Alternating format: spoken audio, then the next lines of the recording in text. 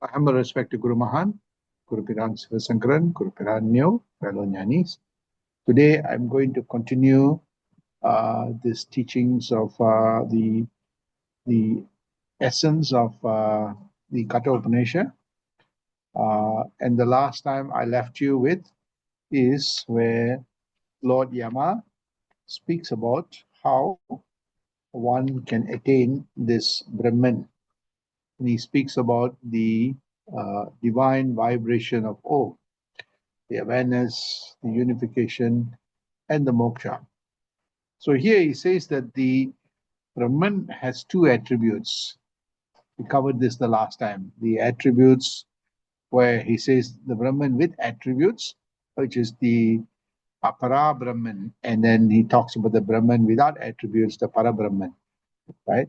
So this for me is somewhat like Mahan's big eye and the small eye, right? He says that the Brahman with attributes leads you to what they call Brahmaloka. Brahmaloka is all the creation and all the material things that we experience, the small eye experiences, where we enjoy the status of Brahma, the creator, everything and all the things in the creation, right? So he speaks about that. That is the Brahman with attributes, body, experiences, time, all those things, right? So in this, he speaks about the Brahman with attributes, and then he also speaks about the Brahman without attributes. This is the Para Brahman. So the Para Brahman is actually where it leads you to the union with the Brahman. So he says that the Para is the highest, the Apara is the next. So he says that it is very difficult for us to think of the Para Brahman, which is without attributes. For an ordinary human being, we all are so caught up with our experiences and all the attributes. It's hard for us to think about that Parabrahman, which is without any attributes, right? He says that most people like to think about the Apara Brahman, that means the Brahman with attributes, God in this form, that form, and so on. So he says that one of the good things about the Om is that you can get both the Apara and the Para Brahman, God in form and the formless. So he says that, you may attain the Apara Brahman first, that is the Brahmaloga, all this creation and so on, God in form. But eventually, over time, as we go deeper and deeper through introspection, contemplation, reflection, and meditation, it will lead you to the Parabrahman, right? The great consciousness that he speaks about. So we covered this the last time. So then, you see, one of the things he speaks about is the Brahman without attributes, right? So, so he's now going to link it up to this with the self, which is, you see, we have the body, we have, some our personality, a material personality, and all those things. But what about the self, right? That para Brahman, which is without attributes, yet it is so important, right? So here he is going to start describing this para Brahman, which is in the form of our self. So he's going to give description of the self, right? He says that the apara Brahman, everything in this universe is caught up by space and time. So there is a beginning, there are changes, and then it dissolves and then starts again. Right? So this goes through for all the things that are related to apara Brahman. So in terms of the para Brahman, he says that the self, which is the spark of that para Brahman, which is formless, dimensionless, timeless, he says, how do we describe this? So he's going to give you descriptions of this, right? So the description is given in verse 18, which he says that the self is not born. It's transcendental to time. It does not die, right? So there's no birth and death, right? So it is not born of something. It doesn't come from anything material, right? And something else that is born of it. Something comes out of the self. So it is, he says, without birth, eternal, unchanging, always present. Right? He says that the body perishes, but the self never perishes. So we can experience this, of course, in death that happens, but we also experience this in deep sleep where the whole body disappears, right? And this is something that they will start speaking about. He says, Yama explains to Nachiketa, right? How the worship of the Om, that divine vibration, could lead you to the Brahmaloka or to the Brahman itself, right? Leads you to all those Brahman in this, with attributes, and also the Brahman without attributes. He says that, you know, he's trying to give Nachiketa this idea of this Brahman without attributes, and he's going to describe that as itself, right? So here, self for me is that Lord Yama is describing the self. He says it's silent. Silent means it is transcendental to all these material senses. The eyes cannot see, the nose cannot smell, cannot taste. So, first attribute is it's absolutely silent. Yet it is expanded, it's everywhere. It's liberating. It is not caught by the cycle of sukha dukkha, right? Or the cycle of time and finality. It is that. So, this is what he described that self. He says that self is neither born nor dies, right? He says it doesn't emerge from something, nor anything emerge from it. It is unchanging. As time has not touched it. So the body may perish. The body is caught up by the time and space. The body may perish, but the self never perishes. So here he's describing this, right? So he's trying to give Nachiketa this Brahman without attributes, that self, the big I. So he says that the Brahman and the self are one. So if we have a self, then that Brahman is with us, right? And he says that Brahman and self are one and the same, right? And the ultimate goal of life, according to this Vedanta, is actually to realize that oneness. So I always keep saying, Yanakku Teroti, the divinity, that self, the charioteer of my life is that Guru that illumines that self, right? So here he is speaking about the self, and Yama says that it is that pure consciousness, right? That essence itself is all knowing. That pure consciousness is all knowing. He says this self is neither born nor dies, right? So there's no beginning, no end. So he says the self does not die. It does not die because it is not produced. So if there's no birth, there is no death. Okay. It is also not an effect of something, something created self. No, it is transcendental. Mans is nothing, something by chance. So he goes on to explain that this self is that state where it is transcendental space and time. Right? He says the self is not caused by anything, nor causes anything. See? So nothing is born of the self. Only that which subject to change can be cause for something. So if you're changing, then something is causing the change. In this one, there is no cause, right? So he says, know that that part of us is with us too, right? So Nachiketa is being informed by the Lord of death. There is no death. There is no birth, right? So he says, then he goes on to explain in this 19 that if the killer thinks he's going to kill, and if the person killed thinks he has been killed, then both of them do not know the self. He says, does not know kill and is also not killed. So he's explaining this process that the self is the indivisible one. The self is the one that is not touched by anything material, including birth and death. So he says that, you know, only an illumined one will know that self does not kill, nor is it killed. Right? So he explains this thing.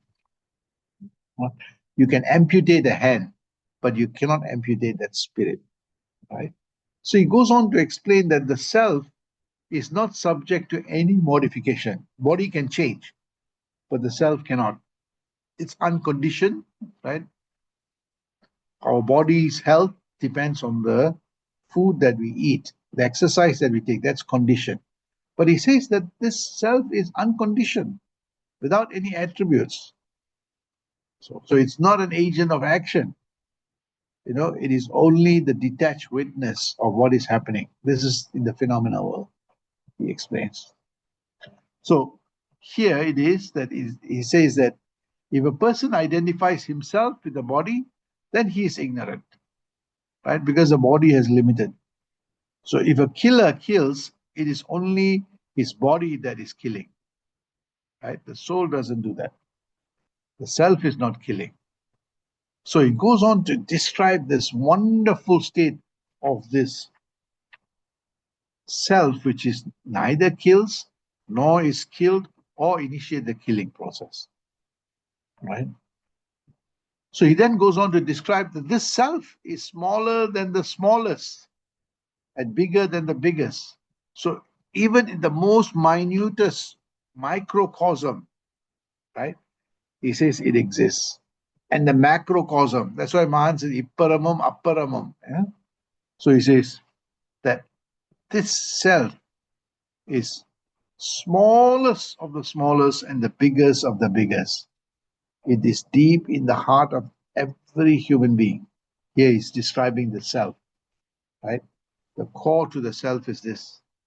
He says, when one renounces their desires and gain full control over the mind, the other sense organs see the greatness of the self. So when the mind's noise is quieted, the self is revealed, right? The quietude of the mind is so important. He then says, when all this happens, you become free of all worries. Remember silence, you get an expanded state. In that state, you get liberation, and this is what they're talking about. In that liberation, you are the final, last and final identity. So here he explains this. The self is the entire universe. The self is also the smallest or the minutest, biological form, right? So he's describing that self in the most subtlest way. So then what happens is that, he goes on to say the self is motionless, right? The self is not touched by time. So he explains that the self, you know, neither it travels, right? But it is that, right? Yet it is joyful. Yes, it is peaceful, right? He says that only one who's illumined will be able to understand this. So he goes on to explain the self is nothing but that pure consciousness. A pure consciousness neither is active nor inactive. Very similar to what happens when we are in the state of deep sleep, right? Time disappears, space disappears, and also all activities disappear on that. That you attain the purest of the purest state of consciousness, right? So then Lord Yama says, what does your Lord Yama mean by this? He says, who can understand this? It's not a very easy concept, yet we know there is something called the self, which is animating. We may not have given serious thought about it, but you see that this self is omnipresent there, he says. So here he goes on to explain that present in all forms, yet itself is formless. Every animal, bacteria, everything is imprinted with that self or the supreme consciousness. Yet He says that, even though it's formless, it is embedded in form. Right? So again, he says that, in all forms, yet it is self is formless. The only permanent entity amidst the impermanent things is great and all pervasive self. Self is the only one that is not touched by it, but the world will be sliding through one after the other. Right? So he says, thinking of oneself as this self, a wise person becomes you. You will beat all sorrows. So if the mind is anchored on the self, it becomes transcendental. Right? So he's describing this self, what that self is. Right? There's a grand finale I'll speak about shortly after this. He says that the self cannot be grasped by scholarship. That means learning cannot capture that. You can read how much scriptures, but you will not get it if you do not put in the effort. Right? So he explains that the self is formless. So the question is, how can it be known? So the verse, you see, Lord, that's what Lord Nachiketa has been asking, right? He says, I've heard all this, but how do I experience this?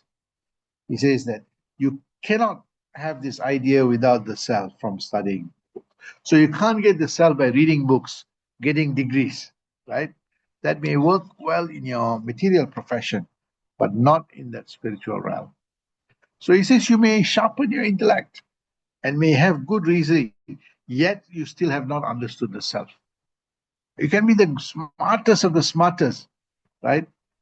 That person too need to learn how to, you know, attain that self, that silence, the expansion, the liberation, and that finality, right? So here he says that this requires a dharmic mind, a mind that is strict in discipline and strict, and is able to learn from a competent teacher who has also attained enlightenment. So again, he says that how we feel, you know, if we take a very material lens, it will be short-lived, that happiness will be short-lived. But if we take a spiritual lens, you see that one becomes perpetual in their joy and happiness. The personality becomes, very happy personality.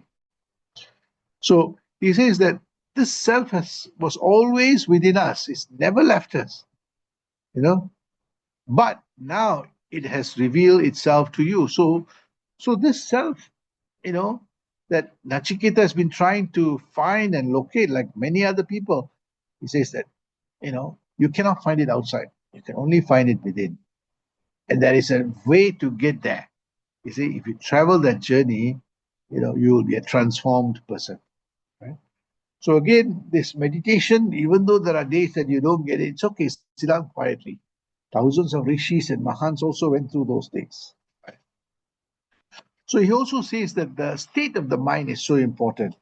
Right? In verse 24, he says that, if you have blemishes in your mind, if you have misconduct, if you have all the negative things, he says that when one cannot attain that self, the self requires absolute silence and absolute purity, right? Any small contamination will distort it or lead to many, many, if you see in terms of, this, when we don't have that, when our mind is full of negativity or full of, challenges, it's hard to realize this.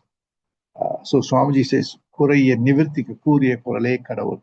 He says, when one is able to expunge all the negative qualities, the 18 asuric qualities, you see, and there's no more uh, spiritual and intellectual and discipline, we see that, without that, it is going to be very difficult to attain this Parabrahman.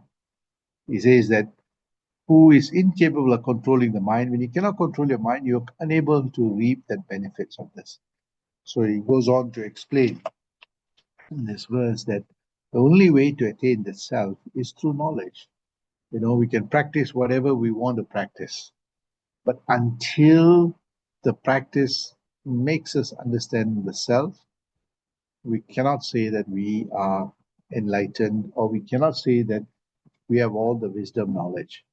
So again, Lord Yama explains to him, he's in a very privileged position, Nachiketa, and you're so happy with the questions that this boy was asking and pursued it relentlessly.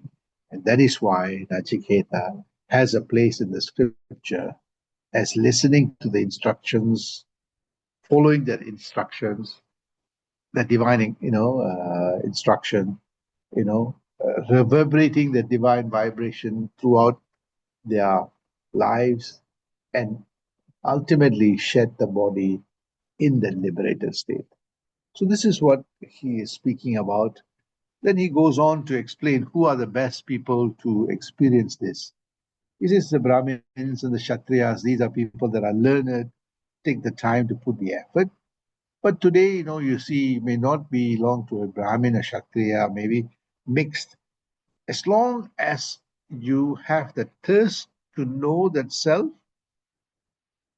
and work hard to, no excuses of no time for meditation, reading, satsangs, and you really relentlessly take, not just sitting down and listening, but absorbing it and putting it into our lives and transforming our lives to become from being a mere mortal to an immortal Brahman.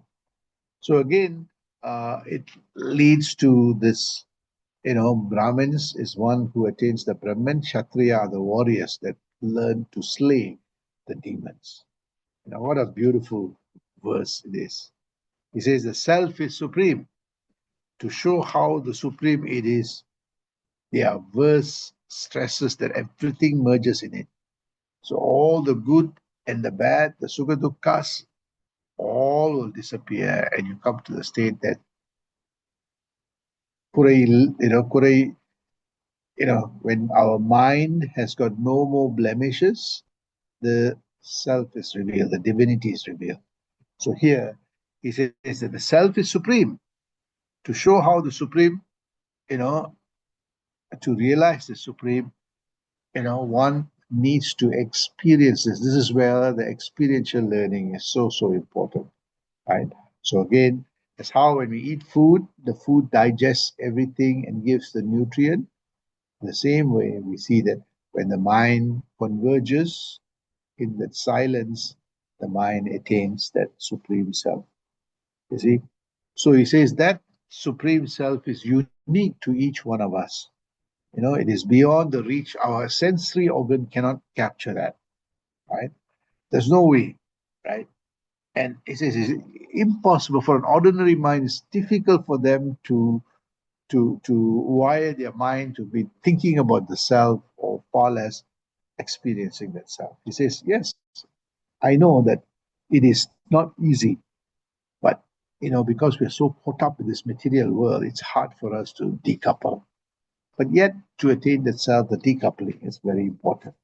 So he explains this aspects of the kind of quality of the mind that is going to determine the understanding of the self, and understanding about that Parabrahman and Aparabrahman. One, Aparabrahman is caught up, in this material world, in the Brahmaloka, with all the cause and effect and time and everything and suffering, Sukha Dukkha's, you see. So here he says that, the one who practices this deep introspection, contemplation, reflection, and meditation will ultimately attain a quiet mind, a quietude of that mind. In that quietude, the self will reveal that it is none other than the mind, it's none other than the spark of consciousness. Right? So again, he says that the self is supreme. This is in the verse 25. The self is supreme. An ordinary mortal with his limitations cannot establish this greatness of the self. Swamiji used to say the Summa Irkum Sugam. that joy that you get without anything material or anything that you're putting to get, to get that. Nothing material will give you this. So at least he says that an ordinary mortal with his limitation cannot establish the greatness of the self. At least not the way self-disciplined people can. If you're self-disciplined, you learn to contemplate, reflect, meditate, and you see that the illumination comes slowly and one fine day, bang, say, aha, I am that. Right. So again, he's in this chapter, he describes the self is supreme.